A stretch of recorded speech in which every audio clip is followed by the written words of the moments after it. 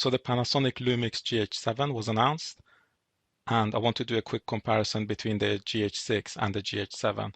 But before I do the comparison, I just want to mention that apparently this camera was internally known as the GH6 or the GH6 Mark II before its release. So the marketing department apparently wanted to use the name GH7 as opposed to the GH6 Mark II because of all the streaking issues that was associated with the GH6. So they didn't want any messaging confusion when, I guess, people look up searches on internet and reviews on internet to read bad things about the GH6 and the streaking issue. So by naming it completely different as the GH7, there wouldn't be any misunderstanding that the GH7 still has the streaking issues that the original GH6 had. So that's the reasoning behind the naming difference as opposed to it being named the GH6 Mark II.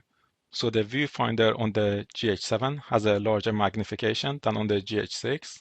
And the GH7 is apparently marginally lighter than the GH6, so about 16 grams, which is nothing, but it's just worth mentioning. So you can see there's been some changes internally to the camera where the weight has been lost.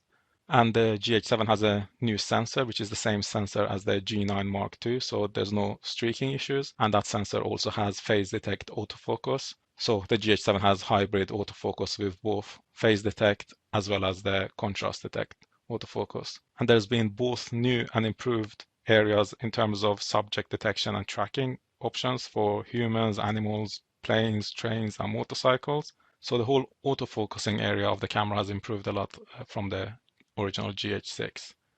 And I think a lot of these improvements can be brought via firmware update to the original GH6 as well.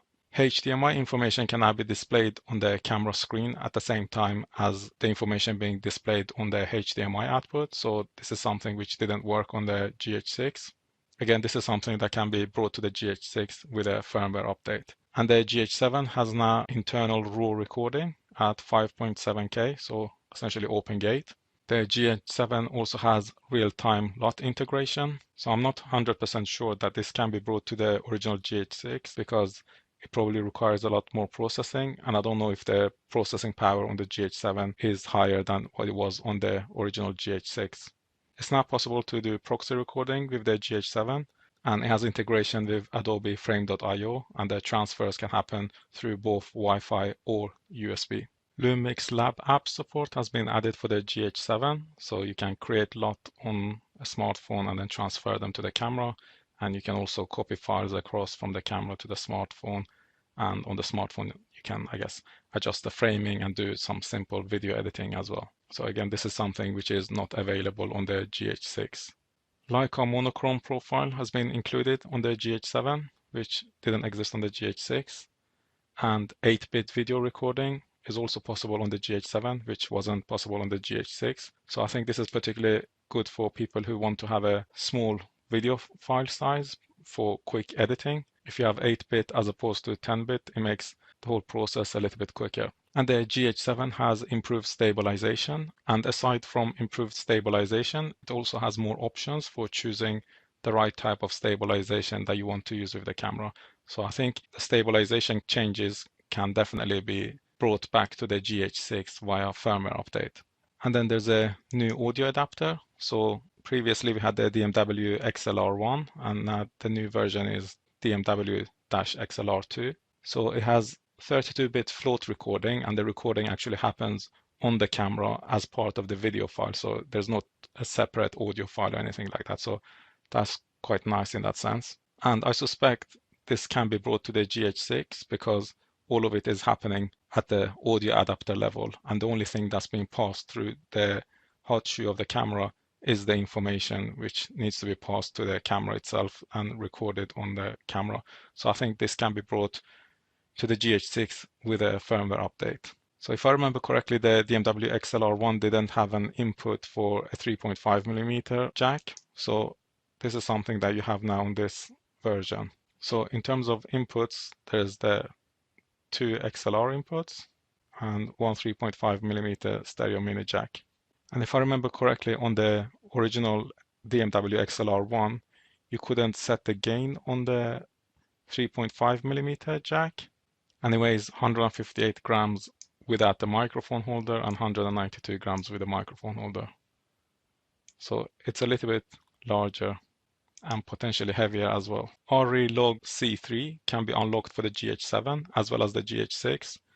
So I expect there to be a firmware update on the GH6, or maybe that's already been included in previous firmware updates on the GH6, but it can be now unlocked. So there will be an announcement for both the GH7 and the GH6 around ARRI Log, and I assume there will be a price to pay for that. So the streaming functionality that was available for the GH5 Mark II has now been brought to the GH7. So the streaming functionality didn't exist on the original GH6. And I think this is something that definitely can be brought back to the GH6. In fact, the only reason I bought the GH5 Mark II was because the GH6 didn't have streaming functionality. So I bought the GH5 Mark II so I could use that for live streaming. So in terms of the streaming functionality, there's still no support for enhanced RTMP with H.265 or HEVC codec, even though we know that the camera is capable of encoding video with H.265 because it's doing it for the video files. And there's still no support for SRT live streaming. So in my opinion, those two things are actually quite important, because if you can use enhanced RTMP with HEVC codec, then it means that the file size will be smaller, so you can still use the same bandwidth to have a higher quality live stream. And I think SRT is also important because it eliminates all those glitches that you typically get with RTMP. I think without those two functionalities, live streaming directly from the camera will still have problems. But I think if they add SRT live streaming with the H.265 codec, then it could become more practical to live stream directly from these cameras, particularly when you have a bad internet connection or if you're tethering to a smartphone. There's no battery charger included in the box, which in my opinion is not that necessary, because I guess I already have a few of those battery chargers available from the GH5 Mark II and the GH6, which I have. And you can also charge it via the USB-C port. So I think most people don't want to use the USB port in case it gets damaged, and you want to use the USB port for things like writing data to an SSD. So you want to make sure you don't damage that, because you can use it for multiple other functions. So if that gets damaged, then it restricts a lot of other functionalities on the camera. But if it means that the price of the camera is marginally lower because of that, then I think that's a good thing. The camera eyelets haven't been improved, so you still have these metal eyelets sticking out of the camera, the same way the GH6 was. So that's disappointing that these things don't get improved. I think if a camera has problems, it's not a big issue, but when you see cameras are released and the known problems are not being fixed, that's a little bit annoying. And some of the bad ergonomic aspects of the camera still haven't been improved. So for example, the back dial can still be hit accidentally quite easily, and there's no lock on it, and it's also in a bad position. So I think if you look at some of the cameras, such as the Olympus EM1X, the back dial is really nice, so you won't be hitting that by accident. But at the same time, it's easy to turn it when you do want to turn it. So I think there's definitely room for improvement here on the Panasonic cameras. And in regards to the eyelets as well, I think there's both Canon and Olympus cameras from over 20 years ago that have a better design than these eyelets that stick out. And the back screen hasn't been improved neither, so you still have the same back screen that was on the GH6. It's not a bad screen, but I think there's a lot of room for improvement. So you cannot tilt this screen downwards. So if you set the camera on a high tripod, then you can't tilt it downwards to see what's going on. So you have to flip it out to the side. And if you do flip it out to the side, then it interferes with all the different ports. So if you look at some of the cameras, for example, the Olympus OMD EM10 Mark IV, that has a really nice tilt screen where it tilts upwards and also pulls away from the body of the camera. And it can also tilt downwards all the way to face the front of the camera. So I think when it comes to video recording, that type of style of screen would be really nice, that it can tilt upwards all the way to 90 degrees and pull away from the body of the camera, and it can also tilt downwards. Whereas the GH6 and the GH7, the screen cannot tilt even up to 90 degrees. So I think it stops at around 45 degrees, and it can't tilt downwards at all. I mean, unless you flip it out, of course. The GH7 still has mismatching card slots, so one for CF Express Type B and one for SD card. So there hasn't been any change in that, and the problem with that is that it makes it really difficult to have redundancy when you're recording video. And the way the GH7 is being marketed at the high-end video professionals, and you can see that from, for example, including the ARRI Log C3 in it, as well as raw recording and all the different video codecs that has, high frame rates and 32-bit audio. So it's not being targeted at the same audience that were, for example, using the GH5. So I think if you're targeting the camera in that way, and when they spoke about the camera, Panasonic mentioned that, for example, they want to have it as a crash cam. Then I think if you're filming an expensive budget and you're using this as a crash cam, you definitely want to have at least 2 memory cards for redundancy. You don't want to rely on one thing, and you would probably be recording a RAW, so it's not an option to record high bitrate video to the SD card and the CF Express type at the same time. So I think this camera needs to eventually move to having just 2 CF Express Type B cards. The GH7 still has a short battery life, just like the GH6. Although if you use lower frame rates and lower resolutions, then the power consumption will be less. And it still only has one USB-C port. So recording externally and powering the camera at the same time needs to be done using a dummy battery, which is not ideal.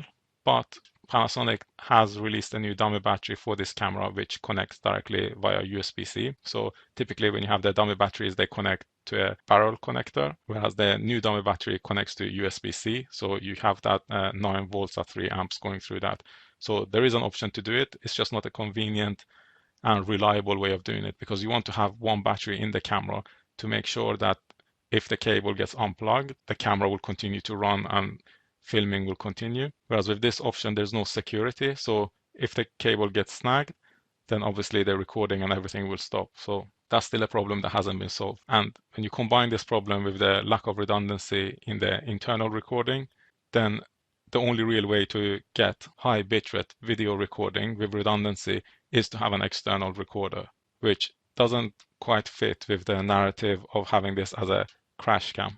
And the GH7 still cannot record audio simultaneously from the 3.5mm port and the onboard microphones. So it means that if you do want to have more than 2 channels of audio, then you need to have the DMW XLR1 or the DMW XLR2 to record that. So one of the things I think would be nice in terms of being able to record audio from both the 3.5mm port as well as the onboard microphones is that you always have a scratch audio no matter what goes wrong with the microphones that are plugged into the camera. And the other scenario is that you might have a directional microphone coming into the 3.5mm port, and then the onboard microphones will record sound from all around. So if you want to mix those, then you would have that option without having to actually rely on an external adapter, which adds around at least 200 grams of weight to the camera. And the GH7 still has the artificial limitation on the write speed to UHS-2 V90 SD cards. So it caps out at 600 megabits per second, whereas a V90 UHS-2 SD card can support 720 megabits per second write at a consistent speed. Anyway, let me know which one of these features you would like to see in a firmware update on the GH6.